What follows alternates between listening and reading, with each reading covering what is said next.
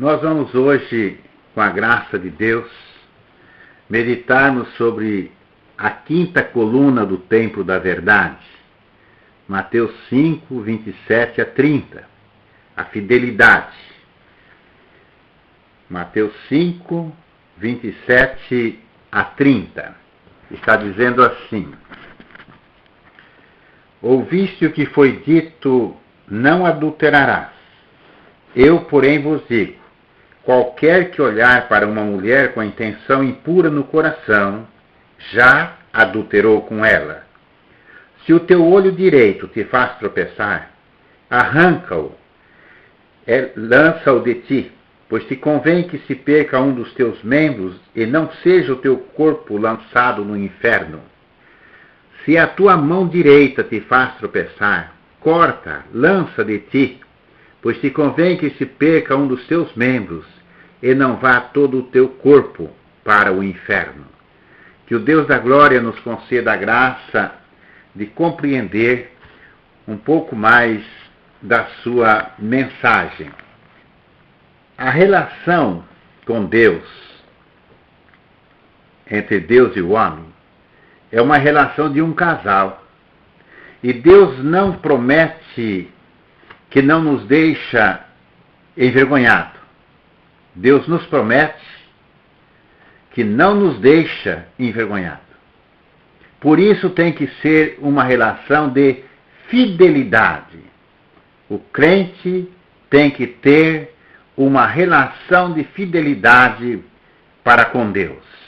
Vamos ver o que está registrado em Isaías, capítulo 54, versículo 4 e 5.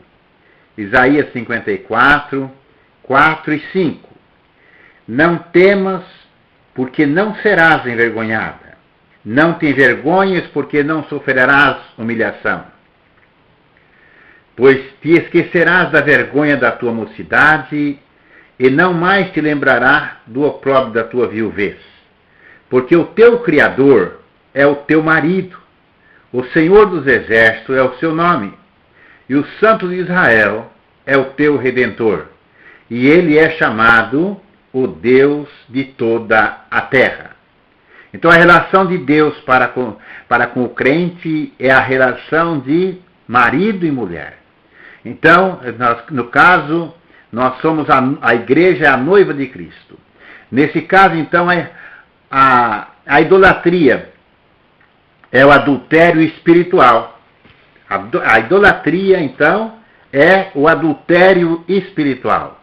Esse é o adultério que condena, porque a pessoa, ela troca Deus por um outro Deus. Vamos ver aí, Apocalipse capítulo 2, versículo 20 a 23, que nos diz assim: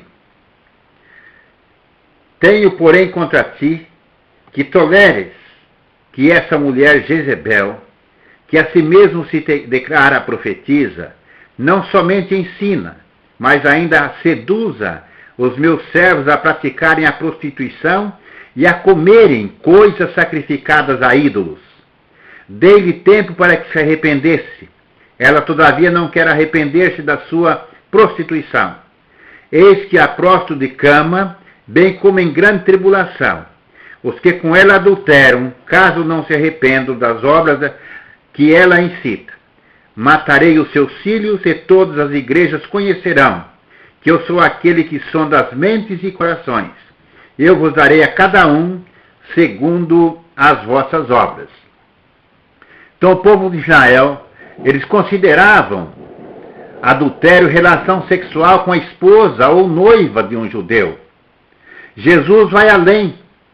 Ele inclui a relação sexual ilícita de qualquer tipo. De qualquer tipo. Não é a questão de a mulher do outro, mas tanto faz se é uma outra mulher. Não pode existir uma relação ilícita. A relação sexual só é lícita quando é marido e mulher. Caso contrário, é adultério e fornicação. Nesse caso, o fornicário não tem salvação. Mas vamos ver lá, 1 Tessalonicenses, capítulo 4, versículo 3 a 5. 1 Tessalonicenses, capítulo 4, 3 a 5, que nos diz assim: Pois essa é a vontade de Deus, a vossa santificação, que vos abstenhais da prostituição, que cada um de vós saiba possuir o próprio corpo em santificação e honra, e não com desejo de lascívia, como os gentios que não conhecem a Deus. Então o crente não pode ter o pensamento lascivo, o pensamento impuro. O povo de Israel chegaram a ficar tão hipócrita que geralmente os rabinos criam que as boas intenções de um homem contavam como crédito perante Deus, como se já tivessem sido realizadas. Mas as más intenções somente seria lançado em débito se chegasse a cumpri-los. Para Jesus, a sua doutrina, a fornicação ilícita já deixava fora do reino de Deus.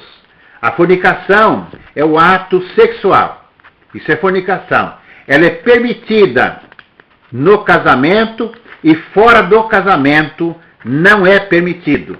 Vamos ler aí Atos dos Apóstolos, capítulo 15, versículo 29. Atos dos Apóstolos, capítulo 15, versículo 29. Que vos abstenhais das coisas sacrificadas a ídolos, bem como do sangue, da carne de animais sufocados e das relações sexuais ilícitas. Dessas coisas farei bem se vos guardardes. E saúde. Também Apocalipse, capítulo 22, Apocalipse 22, versículo 15, que nos diz assim, fora ficam os cães, os feiticeiros, os fornicários, os assassinos e os idólatras, e todo aquele que ama e pratica a mentira. Então veja bem que fora fica todas as pessoas que praticam a fornicação. Isso é, fora ato sexual, fora do casamento. Então, vejamos também 1 Coríntios, capítulo 6, versículos 9 e 10, que nos diz assim: E não sabeis que o injusto não herdarão o reino de Deus? Não vos enganeis, nem os impuros, nem os idólatras. Esses impuros é o fornicário. Nem os idólatras, nem os adúlteros, nem os efeminados, nem os sodomitas herdarão o reino dos céus. Nem os ladrões, nem os avarentos, nem os bêbados, nem os maldizentes, nem roubadores herdarão o reino de Deus. Então vejam bem que a condição de fidelidade é uma das colunas do templo da verdade, a quinta coluna do templo da verdade. E o crente tem que ser fiel para com Deus e para com os homens. Jesus continua em sua doutrina: aquele que olhar para uma mulher com olho impuro, com a intenção impura no coração. Então veja que a intenção impura no coração. Ele diz, já adulterou com ela. Vejam que Jesus não faz diferença entre a mulher casada e a mulher solteira. Jesus então atende aí o espírito da lei e a disposição do coração que leva a pessoa a cobiçar uma mulher. Ele declara que o pensamento impuro é adultério, infidelidade para com o próximo, seja ele o pai, o irmão ou o marido. E por conseguinte é infidelidade contra Deus, que criou macho e fêmea, e não macho e fêmeas. Ele criou macho e fêmea no singular. Gênesis 1, 27 a 28. E criou Deus o homem, a sua imagem, a imagem de Deus o criou, homem e mulher os criou. E Deus os abençoou e lhes disse, sede fecundos, multiplicai-vos, enchei a terra, sujeitai a dominai sobre os peixes do mar, sobre as aves do céu, sobre todo animal que rasteja sobre a terra. Veja que macho e fêmea está no singular e não no plural. Então, para Deus, que criou o macho e fêmea, ele quer que o homem honre esta relação que foi criado por Deus. Vemos também Gênesis 2, versículo 24, que nos diz assim: por isso deixa o homem, o pai e mãe, e se une à sua mulher, tornando os dois uma só carne. Então veja que a relação com a sua mulher não é com mulheres. Então Jesus não condena o desejo natural que forma o instinto da natureza humana. Ele diz que merece condenação o homem ou a mulher que olha para o sexo oposto com segundas intenções.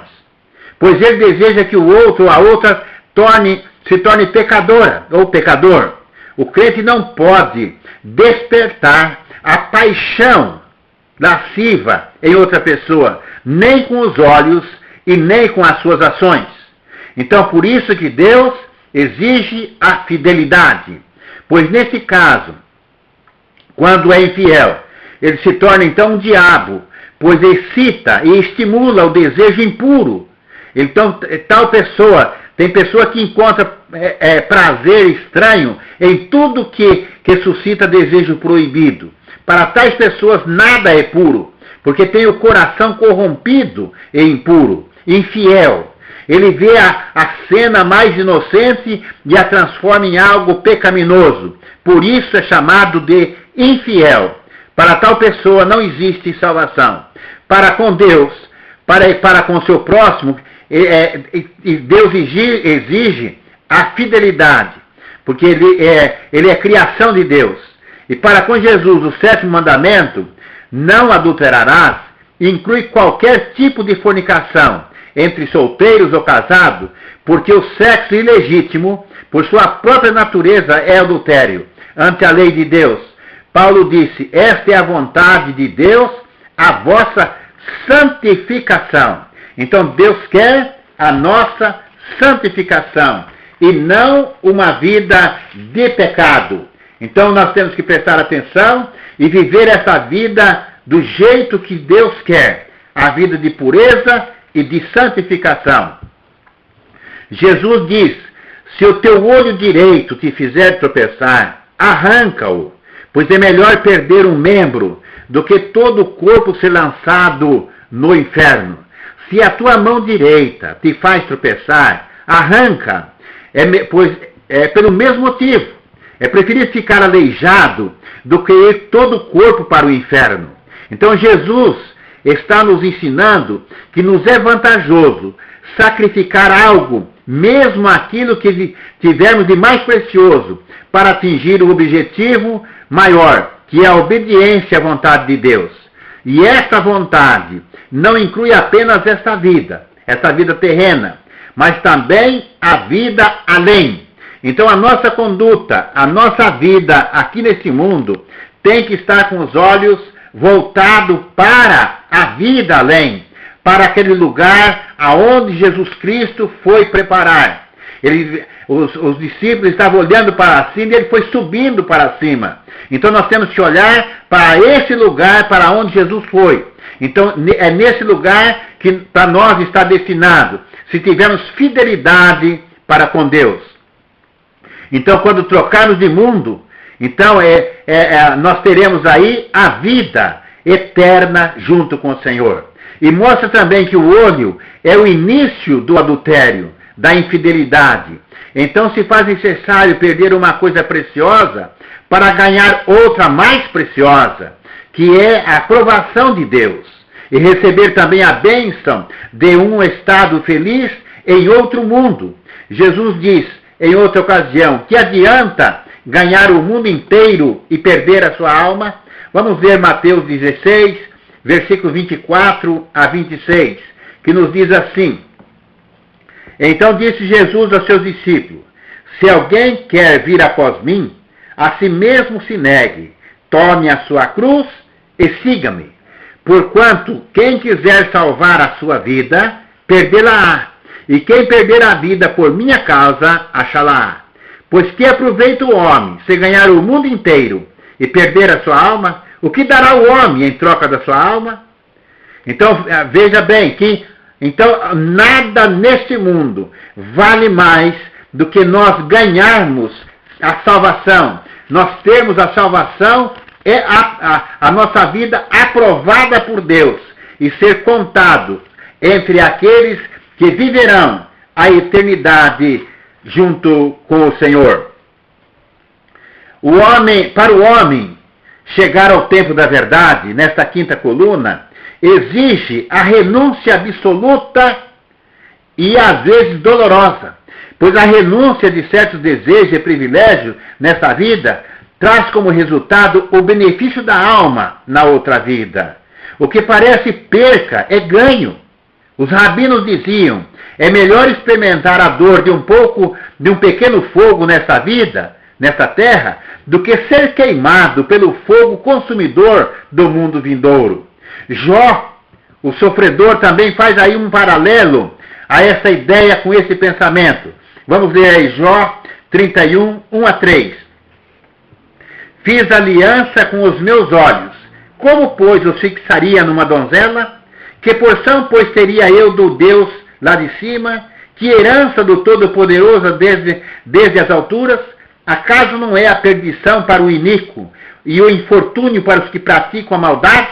Então veja bem, o olho cobiçoso, ele é um infortúnio. Uma pessoa que olha com o coração impuro, o seu coração é um infortúnio, porque ele não tem parte com o Deus Criador dos céus e da terra.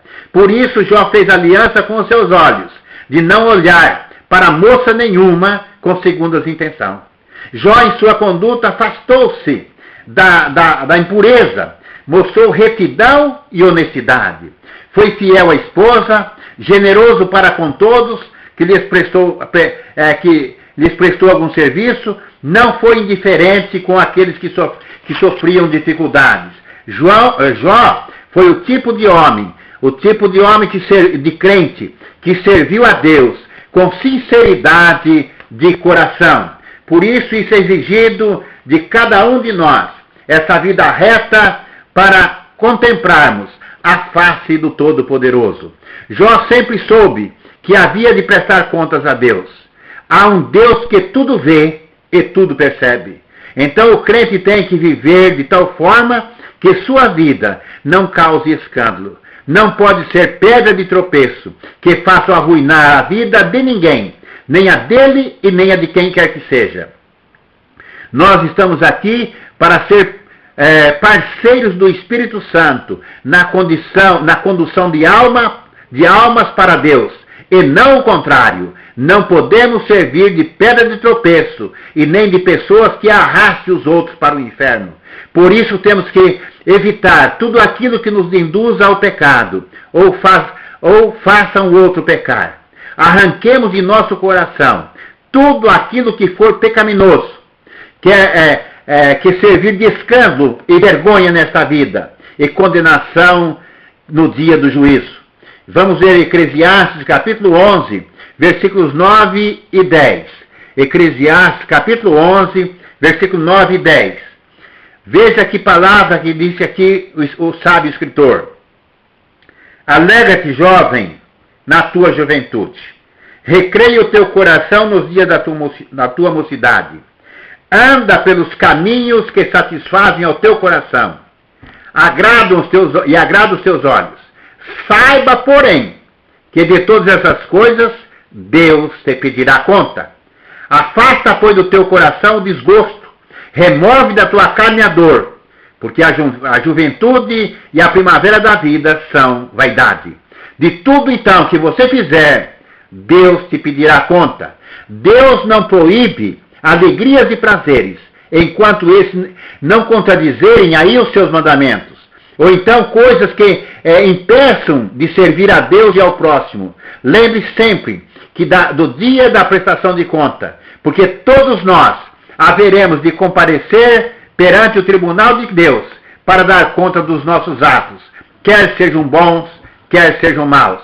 Que Deus nos ajude a ser fiel, e a nossa fidelidade, ter essa fidelidade, é a quinta coluna do templo da verdade.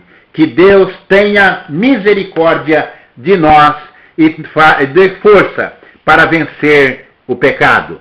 Vamos fazer juntos agora a oração que Jesus Cristo nos ensinou. Feche os seus olhos se você puder. Pai nosso que estás nos céus, santificado seja o teu nome. Venha o teu reino, seja feita a tua vontade, assim na terra como no céu. O pão nosso de cada dia nos dá hoje.